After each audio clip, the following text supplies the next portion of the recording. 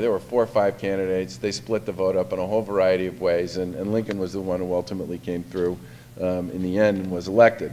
So he was actually elected as sort of a majority-minority candidate, which would have made his term as governor complicated to begin, or his term as president complicated to begin with. What's particularly interesting is back then, you actually didn't get inaugurated until March.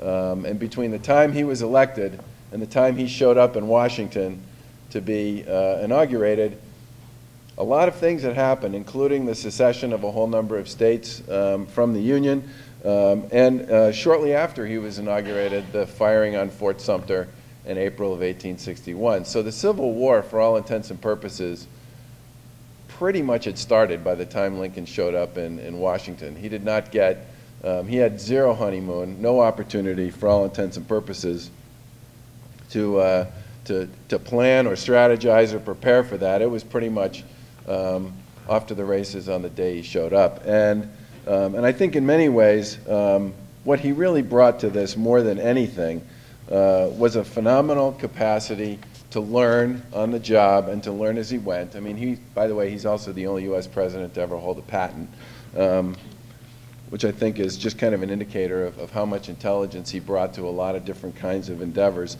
But he's clearly one of these people who, he owned the war. I mean, he took the war seriously. He believed in the Union as a fundamental mechanism. One of his greatest statements, of course, is "The house divided against itself cannot stand."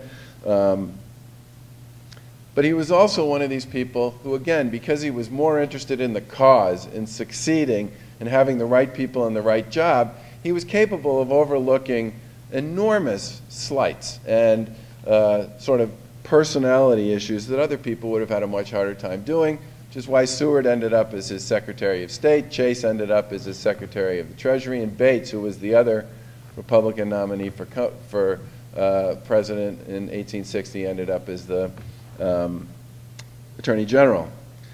But I personally believe that his greatest example is to sort of turn the other cheek in pursuit of a higher objective was in early 1862, when he chose to offer his Secretary of War position, which was the most important position in his administration at that point in time, to Edwin Stanton. Now, Edwin Stanton was a Democrat, but he'd served as Attorney General under former President James Buchanan. And he also had made no bones around Washington about his contempt for Lincoln. He called him, among other things, a long-armed guerrilla after he was elected.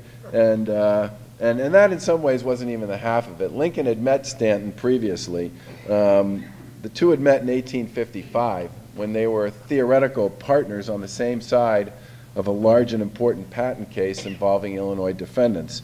The case attracted some of the nation's largest, most well-known law firms on both sides, none of whom were from Illinois, and Stanton's side was led by a pretty famous patent attorney from Philadelphia named George Harding.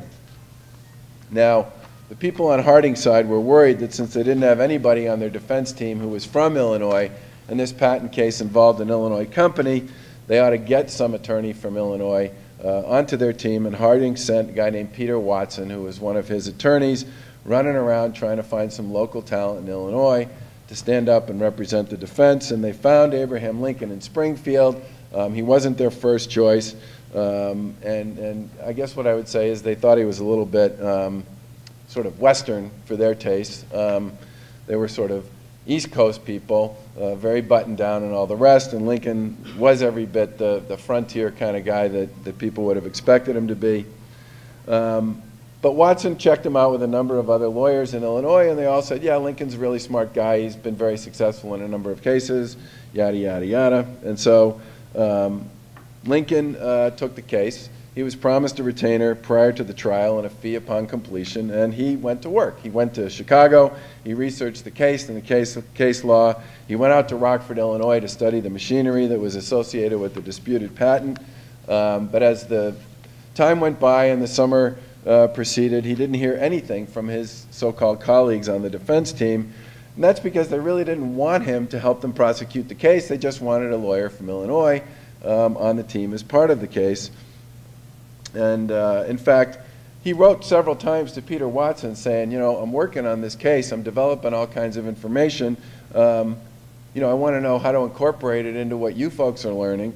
and he didn't hear back from anybody, not a word. And then finally in September, when he got worried that he was going to miss the trial date, he actually wrote to the client, because he hadn't heard from anybody on the defense team, to find out where the time and the date of the trial was actually going to be. And the trial actually turned out to be in Cincinnati. Now when Lincoln showed up, Harding and Stanton had already gotten there, and they met him at the train station. And Harding's comment on Lincoln when he saw him at the train station was he was a tall, rawly-boned, ungainly backwoodsman with coarse, ill-fitting clothing, his trousers hardly reaching his ankles, holding in his hands a blue cotton umbrella with a ball on the end of it. Harding and Stanton exchanged sort of brusque greetings with Lincoln and then headed for the hotel, leaving him to fend for himself. On the first day of the trial, a parliamentary maneuver that was instigated by the plaintiffs to remove Lincoln from the defense team because they knew and thought he was a really good lawyer was gratefully accepted by Harding and Stanton, which meant Lincoln would not serve on the team at the trial. He gave his carefully crafted argument to Watson as he left the defense's table, and he said, you know, feel free to use it in any way it can help. Watson returned it to him the next day, unopened, and they said, basically, told him that they didn't think they would need his help in prosecuting the case. But Lincoln stayed and he watched the whole trial from the gallery, which was kind of interesting given that he'd basically been treated about as badly as anybody could be treated under these circumstances. And when he got back to Springfield after the case was over, he didn't say much about it to his partner, only that he didn't care much for the manners of those college-trained lawyers from the East, and that they would both have to redouble their efforts to outmaneuver those guys as they continued to move out west. Now here we are, 7 years later, the nation's at war, the existing Secretary of War is failing, and Lincoln calls Harding and asks him to come to the White House and to bring Edwin Stanton with him to discuss the possibility of having Stanton become the Secretary of War. Harding, of course, is dumbfounded by this. He's a loyal Republican and he believes in the Union, as does Stanton. And Harding also thought Stanton would be a magnificent choice for the position, but he couldn't believe that Lincoln would even talk to him, given the prior experience they'd had with each other and how badly Stanton had treated Lincoln as part of that case. So then they met, and they shook hands, and they discussed the position, and at the end of the meeting, Stanton accepted it. Harding was completely amazed. Stanton's attack on Lincoln in 1855 and his ridicule of him during the campaign must have further exasperated him, and there was probably no man in the country toward whom he had reason to feel so much personal resentment. When convinced that the interest of the nation would be best served by bringing Stanton into his cabinet, he suppressed his personal resentment as not many men could have done and made the appointment. Now Stanton and Lincoln went on to become very, very close. They worked around the clock, many days and many nights, prosecuting the war.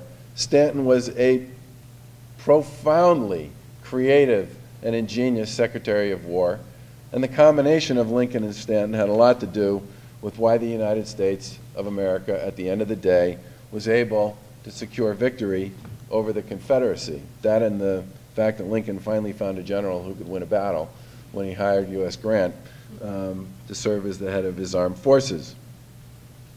What's particularly interesting about this is Stanton was actually in the room across the street from Ford's Theater on the night that Lincoln was assassinated. And when Lincoln died, Stanton looked down at the dead body and he said, now he's one for the ages. And there's always been a big debate about whether he said he's one for the angels or one for the ages. The ages obviously is much more poetic sounding than the angels. Who cares? Stanton then proceeded to be inconsolable for weeks, even months, at the loss of what he considered to be this great man who had done so much to preserve the Union.